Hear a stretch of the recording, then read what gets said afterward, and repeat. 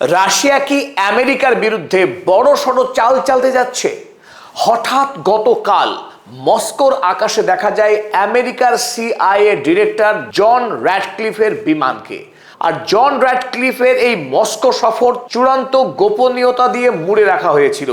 পূর্ব থেকে কোনো ঘোষণা ছিল না, অথচ আকাশে যখন দেখতে পাওয়া যায় C-17 গ্লোবমাস্টার 3 ট্রান্সপোর্ট প্লেনকে, যেটা আমেরিকার সামরিক প্রধানরাই ব্যবহার করে থাকে, সেই প্লেনকে মস্কোর আকাশে উঠতে দেখে স্থানীয়রা মোবাইলে ক্যামেরা করে এবং সেই ক্যামেরা টুইটার হ্যান্ডেলে পোস্ট হওয়ার পর শুরু হয়ে যায় বিতর্কের ঝড়।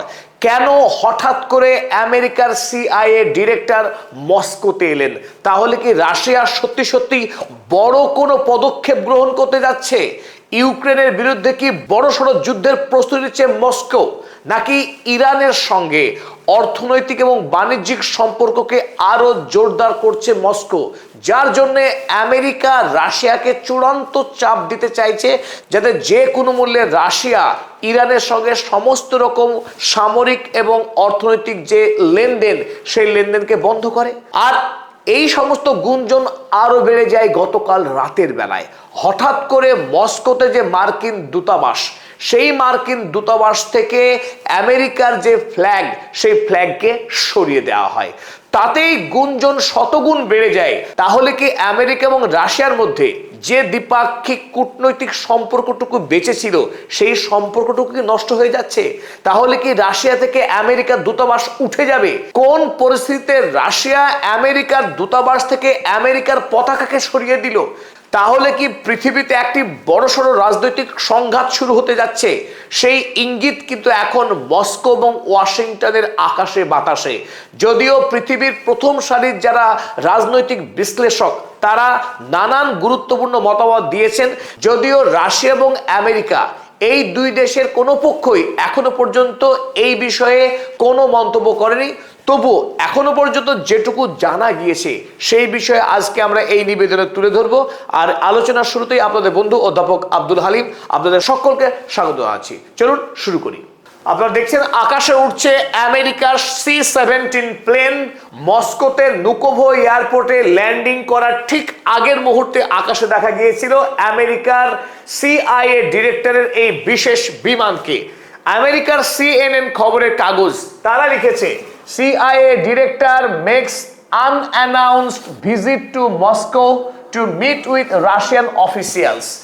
আমেরিকার CIA ডিরেক্টর পূর্ব ঘোষণা ছাড়াই আকস্মিকভাবে রাশিয়া সফর করে রাশিয়া সরকারের প্রধান কর্মকর্তাদের সঙ্গে সাক্ষাৎ করবার উদ্দেশ্য নিয়ে। একই খবর ছাপানো হয়েছে দ্য নিউ ইয়র্ক টাইমসে। তারাও লিখেছে CIA director makes secret visit to Moscow. New York Times লিখেছে আমেরিকার সিআইএ ডিরেক্টর গোপনে রাশিয়া সফর করেছে। এখন এই টাইটেলের মধ্যেই কিন্তু রহস্য লুকিয়ে আছে। দুটি কাগজই মনে করছে আসল বিষয়টি চেপে রাখার চেষ্টা করছে ডোনাল্ড ট্রাম্পের সরকার। কারণ ডোনাল্ড ট্রাম্প এই মুহূর্তে কোণঠাসা, চিড়ে চ্যাপ্টা নানান দিক থেকে। রাশিয়া ইতিমধ্যেই ইরানের সঙ্গে যে কূটনৈতিক এবং সামরিক সম্পর্ক রেখে চলেছে এতদিন ধরে, ইরানের কাছে আমেরিকার যুদ্ধে পরাজয়ের নেপথ্যে প্রথম শক্তি যদি চীন হয়, দ্বিতীয় শক্তি অবশ্যই রাশিয়া। কারণ রাশিয়ার সঙ্গে ইরানের লেনদেন উচ্চ পর্যায়ের। এমনকি বর্তমানে যখন আমেরিকা ইরানের বিরুদ্ধে ডিডে ঘোষণা করেছে যে ইরানের রোজ কিয়ামত করে দেবে আমেরিকা, অথচ ক্যাস্পিয়ান সাগর দিয়ে রাশিয়ার সঙ্গে ইরানের সহজ যোগাযোগ রয়েছে এবং রাশিয়া থেকে প্রতিদিন বিপুল পরিমাণের পণ্য ইরানে এসে পৌঁছেছে। আপনাদের আমরা খবর করেছিলাম মাত্র কয়েকদিন আগেই, জাহাজ ভর্তি গোলা বারুদ, জাহাজ ভর্তি মিসাইল এবং ড্রোনের যন্ত্রাংশ পাঠিয়েছিল রাশিয়া। তাই এই সমস্ত খবরই কি বিচলিত আমেরিকা? তারা কি নতুন করে রাশিয়ার উপরে কূটনৈতিক চাপ প্রয়োগ করতে চাইছে? চলুন সেই প্রশ্ন উত্তর খুঁজি। অধিকাংশ বিশ্লেষক মনে করছে রাশিয়া বর্তমানে ইউক্রেনে একটি বড়সড় হামলা চালানোর পুরো দস্তর প্রস্তুতি চালাচ্ছে। 2021 সালে একইভাবে আমেরিকার সিআইএ ডিরেক্টরকে মস্কো সফর করতে দেখা গিয়েছিল, যখন রাশিয়া প্রস্তুতি নিচ্ছিল ইউক্রেনে হামলা করবার। তখন আমেরিকা ব্যর্থ হয়েছিল, কারণ আমেরিকার কোনো চাপেই রাশিয়া পরোয়া করেনি, তারা ইউক্রেন হামলা করেছিল।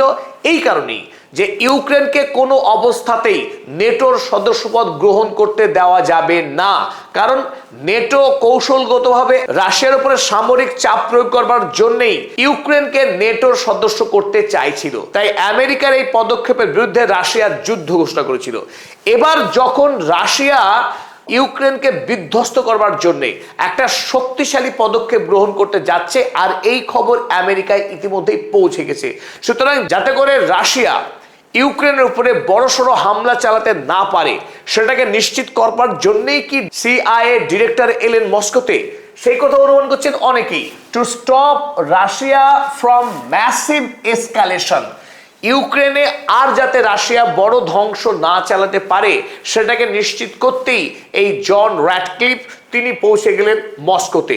এটি ছিল প্রথম অনুমান। বিগত 3 মাসে রাশিয়া ইউক্রেনের যুদ্ধ ভয়ঙ্কর মোড় নিয়েছে, কারণ ইউক্রেন রাশিয়ার তৈল শোধনাগারগুলোকে বেছে বেছে টার্গেট করেছে। এমনকি মস্কো শহরেও বেশ কয়েকটি শক্তিশালী আক্রমণ চালিয়েছে ইউক্রেন। আর তার বদলা নিতে গিয়ে রাশিয়া কিভ শহর তো বটেই, ইউক্রেনের বেশ কিছু বিদ্যুৎ কেন্দ্র এবং বিশেষ করে পূর্ব ইউক্রেনের অসংখ্য পেট্রোল পাম্পকে পর্যন্ত টার্গেট করে গুড়িয়ে দিয়েছে রাশিয়া। সাম্প্রতিক সময়ে মস্কো মনে করছে জেলেনস্কি অত্যন্ত বাড় বেড়েছে। ইউরোপ এবং আমেরিকাকে সঙ্গে পেয়ে রাশিয়ার উপরে যার পরনায় অত্যাচার চালাচ্ছে এই ভলোদিমির জেলেনস্কি। এই জিউইশ ভলোদিমির জেলেনস্কিকে চূড়ান্ত শিক্ষা দেওয়ার জন্য রাশিয়া বর্তমানে একটি বলিষ্ঠ পদক্ষেপ গ্রহণ করছে বলেই খবর আমেরিকার কাছে। এদিকে জেলেনস্কি তিনি আমেরিকার কাছে দরবার করেছিলেন, যে করেই হোক ইউক্রেনকে বাঁচান ট্রাম্প বাবাজি, ইউক্রেনকে দিতে হবে ইন্টারসেপ্টিং মিসাইল। ডোনাল্ড ট্রাম্প বলছে আমি মরছি আমার জ্বালায়, আমার সৈন্যবাহিনীকে বাজাতে পারছি না, আর তোমাকে দেবো ইন্টারসেপ্টিং মিসাইল, থাকলে তো দেবো। এই পরিস্থিতিতে ডোনাল্ড ট্রাম্প ভলোদিমির জেলেনস্কিকে প্রস্তাব দেয় যে আমেরিকার কাছ থেকে বরং দূরপাল্লার শক্তিশালী মিসাইল কিনুক ইউক্রেন, সেটাই হতে পারে ইউক্রেনকে রক্ষা করার সবচাইতে বড় উপায়।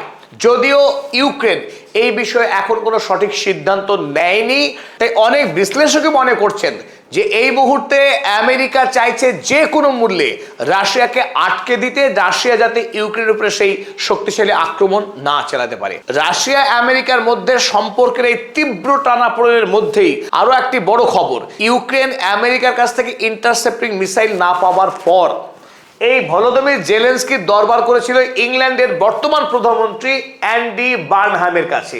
অ্যান্ডি বার্নহ্যাম এবার ইউক্রেনকে সরাসরি তুলে দিল দূরপাল্লার মিসাইলের প্রযুক্তি, যে প্রযুক্তি ব্যবহার করে ইউক্রেন খুব শীঘ্রই তার দেশে এই শক্তিশালী দূরপাল্লার মিসাইল তৈরি করতে যাচ্ছে। আপনারা ইতিমধ্যে অনেকে জানেন এই জিউইশ জেলেনস্কি বর্তমানে তার ধৃষ্টতা ক্রমশ বাড়ছে। ইরানের সঙ্গে যুদ্ধ করবার শখও দেখিয়েছিল, এমনকি ইরানে একটি জাহাজে আক্রমণও করেছিল। তারপরে যদিও ক্ষমা চেয়েছে তার বিদেশমন্ত্রী, কিন্তু আক্রমণ করেছিল। দূরপাল্লার মিসাইল যদি তার হাতে আসে, সেই মিসাইল আগামী দিনে এই ইউক্রেন রাশিয়ার সঙ্গে যে যুদ্ধ, সেই যুদ্ধের ভয়াবহতা আরো বাড়াবে। আর রাশিয়ার পক্ষ থেকে বর্তমানে কেন এই বিপুল উদ্যম নেওয়া হচ্ছে ইউক্রেনকে আক্রমণ করার, এটা একটা বড় কারণ যে ইউরোপ ধারাবাহিকভাবে ইউক্রেনকে প্রচুর পরিমাণে টাকা দিয়ে আসছে এবং অস্ত্র দিয়ে আসছে। ইউরোপের পাশাপাশি আমেরিকা, এই রাষ্ট্রগুলো সম্মিলিতভাবে রাশিয়াকে ধ্বংস করতে চাইছে। তাই রাশিয়া এবার একটি হ্যাস্তন্যাস্ত করে ছাড়তে চাইছে, আর কোনোভাবেই ইউক্রেন সহ ইউরোপের সকল রাষ্ট্রকে একসঙ্গে পরাস্ত করার পথে এগোতে যাচ্ছে রাশিয়া। তবে আমেরিকা যতই চেষ্টা করুক, ভ্লাদিমির পুতিনকে মোচকানো অত সহজ কথা নয়। আমেরিকার কোনো চাপের কাছে ভ্লাদিমির পুতিন যে নতি স্বীকার করবে না তা আগে থেকেই বলে রাখা যায়। সেই ইউক্রেনের প্রশ্নই হোক কিংবা ইরানের প্রশ্নই হোক, এর কোনো অবস্থান থেকেই ভ্লাদিমির পুতিন তাকে 1 ইঞ্চি জায়গাও ছাড়বে না। অপরদিকে 2 নম্বর আরো শক্তিশালী অনুমান, to stop Russia from helping Iran. Russia এবং ইরানের মধ্যে যে সম্পর্ক বর্তমানে ক্রমশ শক্তিশালী হচ্ছে, এই জোটকে যদি ভাঙা না যায়, আমেরিকার যে ইকোনমিক স্যাংশন, অর্থনৈতিক নিষেধাজ্ঞা জারি করে ইরানকে পঙ্গু করার যে প্রচেষ্টা ডোনাল্ড ট্রাম্প নিচ্ছেন, সেই প্রচেষ্টা আসলে কার্যকর হবে না। একদিকে চীন সরাসরি নস্যাৎ করে দিয়েছে আমেরিকার কোনো স্যাংশন ট্যাংশন মানব না বলে, এদিকে রাশিয়াও যদি একই পথে হাঁটে তাহলে আমেরিকার এই স্যাংশন পুরোপুরি ব্যর্থ হবে। তাই হতেও পারে র্যাডক্লিফ এসে রাশিয়াকে চাপ প্রয়োগ করছে যাতে ইরানের সঙ্গে রাশিয়া বাণিজ্য বন্ধ করে। এবং অপর গুরুত্বপূর্ণ বিষয়, এই ক্যাস্পিয়ান সাগরের মাধ্যমে রাশিয়া ইরানকে নানান অস্ত্র দিয়ে সাহায্য করে আসছে, যে অস্ত্রের সাহায্যে ইরান লড়ছে আমেরিকার বিরুদ্ধে। তাই আমেরিকারা নিশ্চিত করতে চাইছে যে আগামী দিনে ইরান যেন কোনোভাবেই রাশিয়ার কাছ থেকে অস্ত্র সাহায্য না পায়।